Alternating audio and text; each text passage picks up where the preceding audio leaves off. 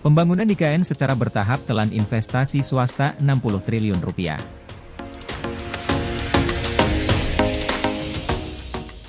Pembangunan Ibu Kota Nusantara, IKN, di Kalimantan Timur yang dilakukan secara bertahap menelan investasi swasta senilai 60 triliun rupiah sampai dengan saat ini. Investasi dari swasta itu hampir 60 triliun rupiah. Jangan banyak lihat yang hoaks-hoaks bahwa ini akan mangkrak, ini pembangunan tidak ada, investasi tidak ada.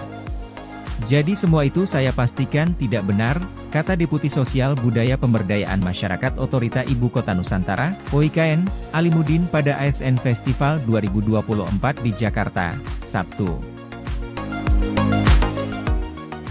Dia menyampaikan pada tahap awal hingga 2024, pembangunan IKN difokuskan kepada penyelesaian prasarana dasar seperti air minum, jalan tol, pusat perbelanjaan, dan beberapa fasilitas umum lainnya seperti rumah sakit dan pendidikan. Investasi swasta yang terlibat diantaranya pembangunan hotel, perumahan, mal dan lain-lain termasuk sekolah, ujarnya. Dia juga menyampaikan dalam waktu dekat akan dilakukan peletakan batu pertama, groundbreaking, yang mana perbankan juga ikut. Informasi ini perlu saya sampaikan, karena kalau orang nyinyir-nyinyir seolah-olah IKN itu harus selesai di tahun ini. Enggak, tahun ini adalah penyelesaian prasarana dasar, tegasnya. Dia juga mengungkapkan UIKN segera menyiapkan peraturan presiden, Perpres, untuk mempercepat pembangunan IKN. Menurutnya, regulasi harus disesuaikan dengan kebutuhan agar percepatan pembangunan bisa tercapai sesuai target pada 2045.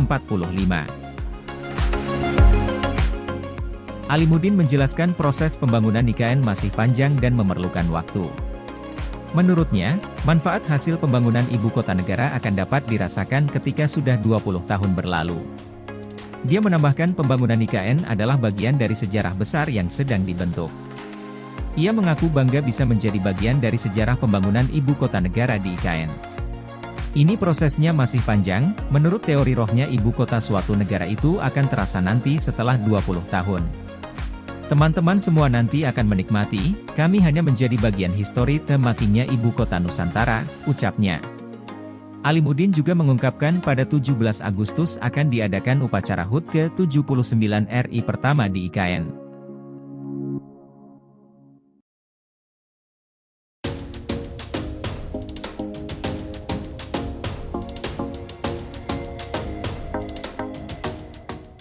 Air siap minum akhirnya mengalir di IKN. Air bersih merupakan kebutuhan vital bagi manusia. Namun, air bersih saja belum cukup untuk menopang kehidupan di permukiman. Apalagi kawasan besar yang dirancang sebagai ibu kota negara. Penanggung jawab pembangunan ibu kota Nusantara, IKN, sudah memastikan adanya pasokan air itu. Air yang bukan sekadar bersih, melainkan layak minum setelah melalui proses pengolahan.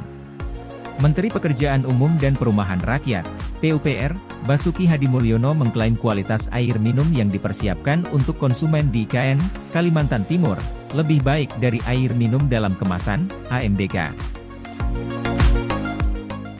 Jadi kualitas air sebagai hasil instalasi pengolahan air, sudah standar, bahkan insya Allah lebih baik daripada air minum kemasan, katanya pada awal Agustus lalu.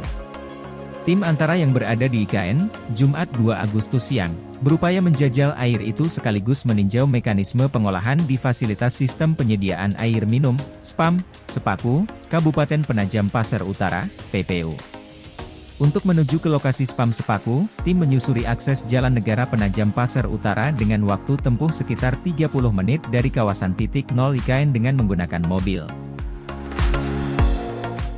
Dari gapura masuk bertuliskan, intake Sepaku, tim mengarah ke wilayah yang lebih tenang dari ingar-bingar kegiatan konstruksi pembangunan IKN dan relatif kurang padat penduduk. Sesampai di lokasi SPAM, tampak sejumlah bangunan instalasi air dan taman yang masih dalam tahap penyelesaian akhir, finishing, termasuk beberapa bangunan yang masih setengah jadi.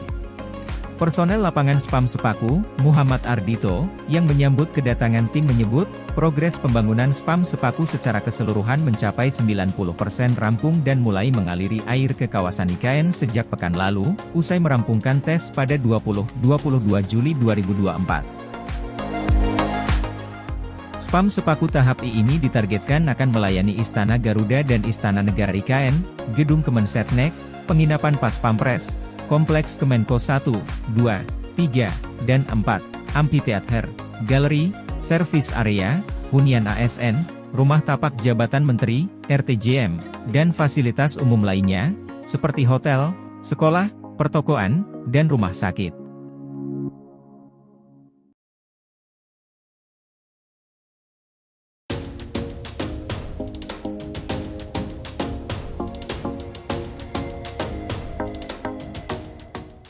Sidang Kabinet Jokowi Perdana di IKN digelar 12 Agustus.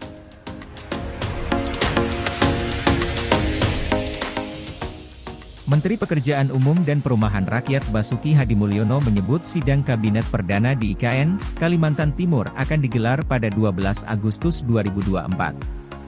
Basuki mengatakan semua Menteri Kabinet Indonesia Maju akan hadir. Presiden Joko Widodo, Jokowi, akan memimpin sidang dan dijadwalkan terlebih dahulu tiba di IKN pada sehari sebelumnya. Tanggal 12, kata Basuki yang juga PLT Kepala Otorita Ibu Kota Nusantara, (OIKN), di Istana Kepresidenan, Jakarta, Kamis 1 Agustus. Selain sidang kabinet, Jokowi juga dijadwalkan untuk melakukan peletakan batu pertama alias groundbreaking pada 11 hingga 13 Agustus. Basuki memastikan sejumlah fasilitas kebutuhan primer seperti air, listrik, AC, hingga furnitur seperti yang diminta Presiden Jokowi sudah disiapkan. Ya minimal jalan sudah oke, kawasan sudah oke, Istana Negara, Istana Garuda, sudah, ujarnya. Sebelumnya, Presiden Jokowi mengatakan rencana sidang perdana kabinet yang akan digelar di IKN Nusantara masih menunggu kesiapan furnitur di kantor Presiden atau Istana Garuda. Jokowi mengatakan saat ini kesiapan tidak hanya soal air dan listrik melainkan pengadaan perabot. Jokowi secara pribadi mengaku tak masalah apabila berkantor dengan kondisi Istana Garuda seperti saat ini. Namun menurutnya, ia harus bertanggung jawab menyediakan fasilitas dalam kondisi baik saat mengundang para menteri dan tamunya. Kalau saya kan enggak apa-apa, tapi kalau sudah mendatangkan tamu semua harus siap dan komplit, kata Jokowi di GCC, Jakarta, Kamis 1 Agustus.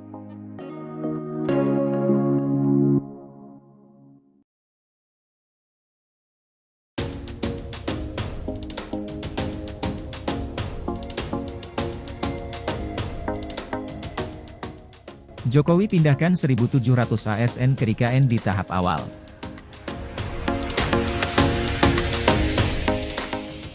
Menteri Pendayagunaan Aparatur Negara dan Reformasi Birokrasi, PAN-RB, Abdullah Azwar Anas memastikan jumlah aparatur sipil negara, ASN, serta TNI dan Polri yang akan dipindahkan ke Ibu Kota Negara, IKN, pada tahap awal sebanyak 1.700 orang. Jumlah ini berkurang dibandingkan rencana sebelumnya, yakni 3.200 ASN serta TNI dan Polri. Keputusan ini diambil mengingat adanya perubahan pengaturan tempat tinggal bagi ASN, TNI dan Polri. Anas mengatakan sesuai arahan Presiden Jokowi, PNS atau ASN di bawah eselon I tidak perlu sharing apartemen. Semula, PNS ASN di bawah eselon I harus sharing apartemen. Tapi arahan Presiden yang baru tidak perlu sharing. Meskipun di bawah eselon I kalau dia sudah menikah, ya sudah satu kamar. Nah, itu bagian dari insentif, katanya. Anas berharap semua PNS yang akan pindah ke sana bisa tenang dengan adanya insentif ini. Karena kalau sharing nanti dengan keluarga, pasti ingin pulang nih. Akhir pekan, sebulan sekali. Tapi kalau memang dia sudah berkeluarga, maka satu apartemen, satu ASN dengan keluarganya, tegasnya. Dengan skema baru ini, maka kebutuhan ASN yang dipindahkan harus sesuai dengan ketersediaan apartemen rusun. Kita lihat nanti yang menikah dan berapa yang akan pindah, ujarnya. Anas menambahkan, ASN, TNI dan Polri pada gelombang ini akan menerima apartemen atau rusun yang dekat dengan pusat pemerintahan. Insentifnya berarti mereka akan dapat apartemen yang dekat sekali dengan pusat pemerintah dan cukup luas, ungkap Anas.